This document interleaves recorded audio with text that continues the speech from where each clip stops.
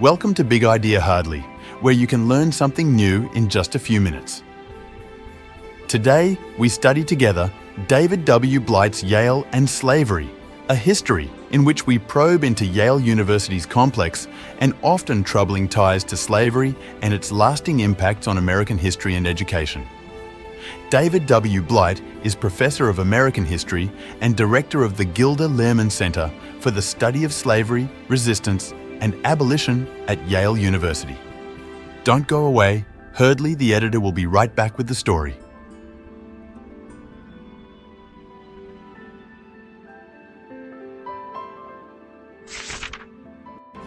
To further explore Yale University's entanglement with slavery, it's crucial to understand how the institution's financial foundations were deeply rooted in the profits generated by the slave trade and slave-produced goods.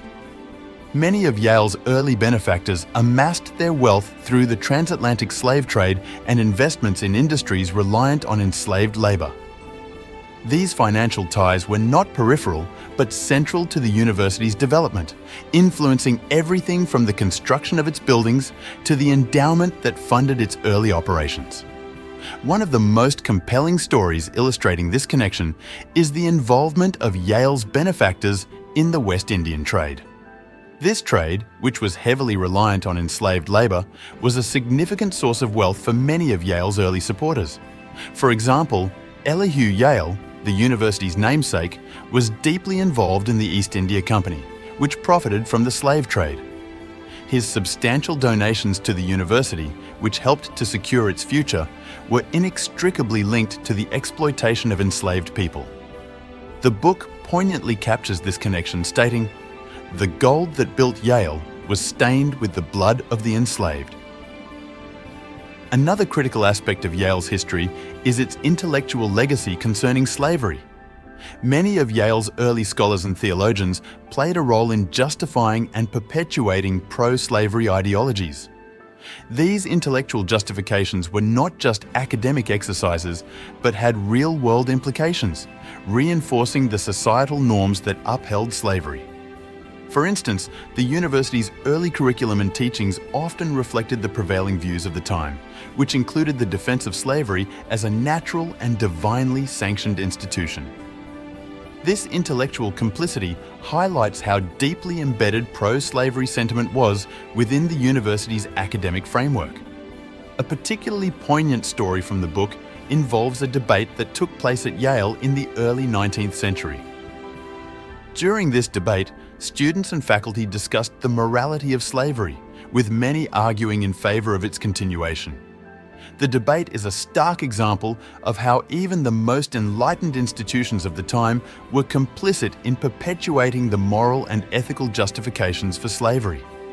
The book quotes one participant who chillingly stated, "Slavery is the foundation of our prosperity and cannot be dismantled without great harm to society."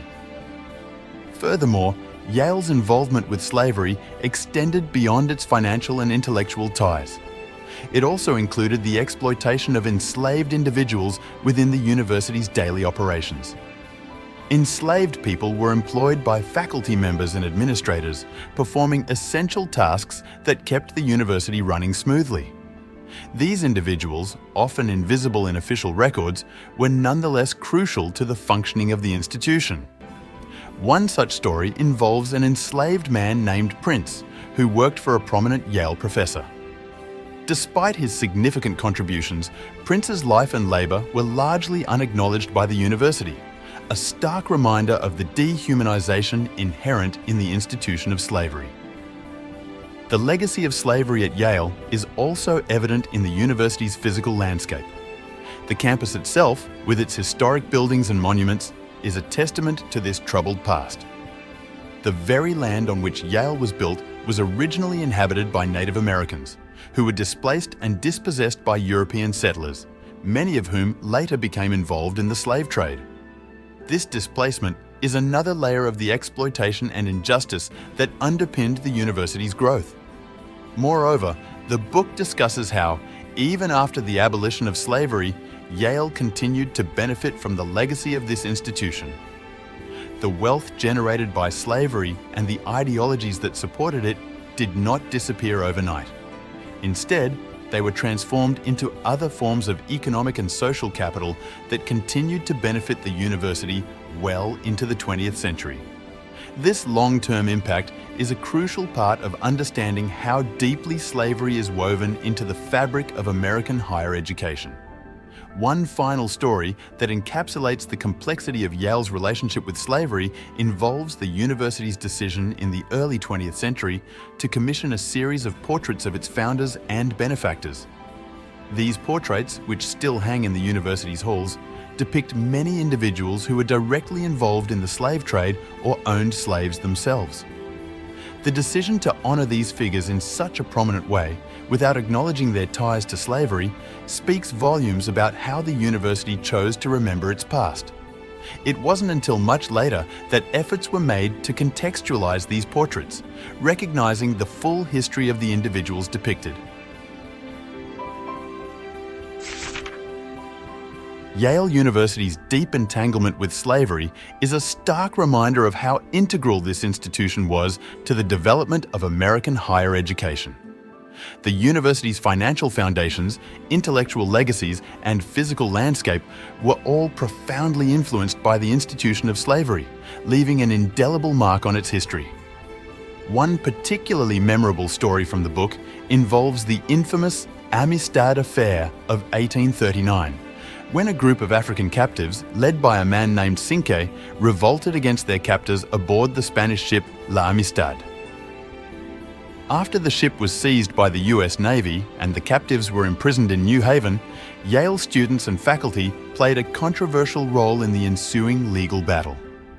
While some members of the university community supported the Africans' fight for freedom, others sided with the pro-slavery factions, reflecting the deep divisions within Yale and the nation at that time. This episode not only highlighted the moral complexities surrounding slavery, but also underscored the university's involvement in the broader national debate on human rights and freedom. As we reflect on these stories, it becomes clear that Yale's history is not just a tale of academic achievement, but also one of deep moral contradictions. By acknowledging and understanding these complexities, we can better appreciate the full scope of our history and work towards a more honest and just future. The university's journey, from complicity to confronting its past, offers valuable lessons on the importance of transparency and accountability in shaping a more equitable society.